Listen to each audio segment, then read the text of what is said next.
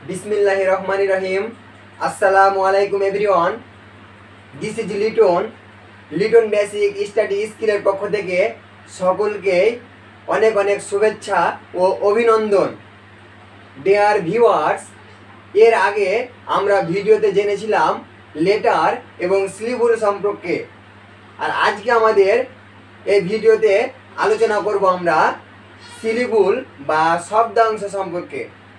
Dear viewers, এর আগে আমরা জেনে নেব সিলেবলের কাজ সম্পর্কে।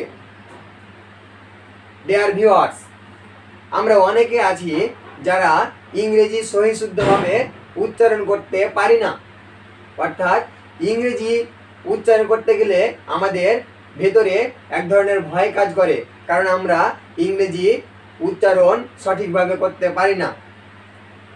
বন্ধুরা, এই সঠিকভাবে উচ্চারণ করার জন্য আমাদের জানতে হবে সিলেবল, কারণ সিলেবলের কাজ হলো কোনো বানান, কোনো শব্দের বানান এবং উচ্চারণকে প্রস্তুত করা।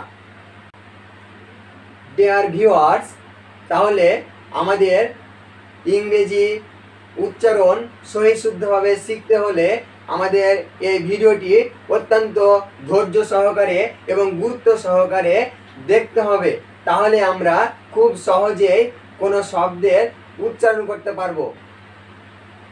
বন্ধুরা, আমরা প্রথমে ভিডিও শুরুতে জেনে নিব সিলেবল কাকে বলে। আমি বোর্ডে লিখে রেখেছি বন্ধুরা তোমাদের সুবিধার্থে, কারণ ভিডিওর মধ্যে যদি লিখি তাহলে সময় অপচয় হবে, তাই তোমরা যারা নোট করতে চাও তারা স্ক্রিনশট নিয়ে রাখতে পারো, দিয়ে একটি নোট খাতা তৈরি করতে পারো। ডিয়ার ভিউয়ার্স, আমরা প্রথমে জেনে নিব সিলেবল কাকে বলে। তাহলে কোনো একটি শব্দের যে অংশটুকু একবারে উচ্চারিত হয় তাকে আমরা বলবো সিলেবল, অর্থাৎ শব্দাংশ। ক্লাসিফিকেশন অফ সিলেবল, অর্থাৎ সিলেবলের প্রকারভেদ। উচ্চারণের প্রকৃতি অনুসারে সিলেবলকে 4টি শ্রেণীতে ভাগ করা হয়েছে। প্রথমে আমরা দেখব 1 নম্বর ভাগ, সেটি হচ্ছে মনোসিলেবল। তাহলে মনোসিলেবল কাকে বলে? যে শব্দে একটি মাত্র সিলেবল রয়েছে, অর্থাৎ একবারে উচ্চারিত হয়, তাকে আমরা বলবো monosyllable. For example, book, pen, cat, cow, boy, girl.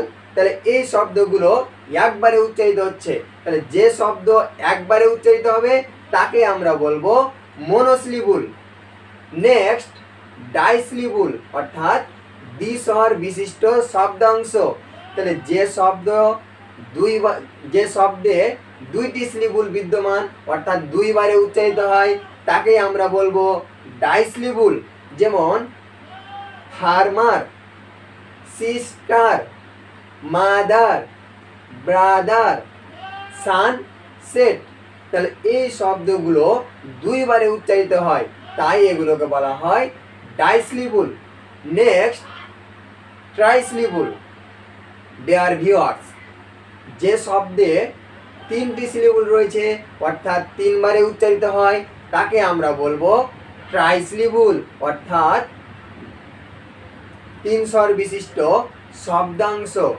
যেমন আমরা দেখব wonderful, beautiful, translation, Bangladesh.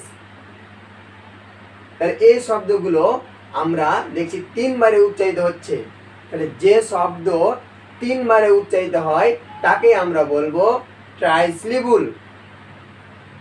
At last, polysyllable.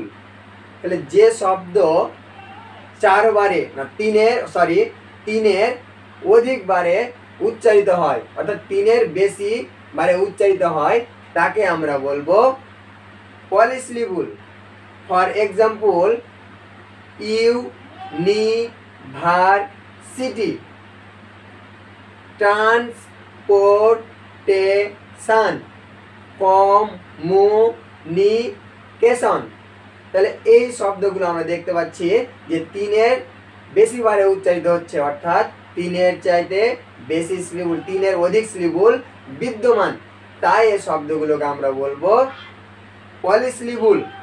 Dear viewers, এই ছিল আজকে সিলেবল বা শব্দ অংশ নিয়ে আমাদের আলোচনা। এর পরের ভিডিওটি আমরা সিলেবলের বিভাজন নিয়ে আলোচনা করব। বন্ধুরা, এই ক্লাসটি কেমন লাগলো তোমরা কমেন্টের মাধ্যমে তোমাদের মন্তব্য প্রকাশ করে দাও, তাহলে আমি নতুন নতুন ভিডিও বানাতে উৎসাহিত হব। এবং ভিডিওতে লাইক দিয়ে আমাদের সাথে থাকো এবং লিটন বেসিক স্টাডি স্কিলস এর এই পেজটিতে ফলো দিয়ে রাখো, তাহলে নতুন নতুন ভিডিওগুলো সবার প্রথমে তুমি দেখতে পাবে। বন্ধুরা, ইউটিউব চ্যানেল থেকে যদি আমার এই ভিডিওগুলো দেখতে চাও, তাহলে আমার পেজে ইউটিউবের লিংক দেওয়া আছে, সেখান থেকে তোমরা দেখতে পারো। সকলকে অসংখ্য ধন্যবাদ।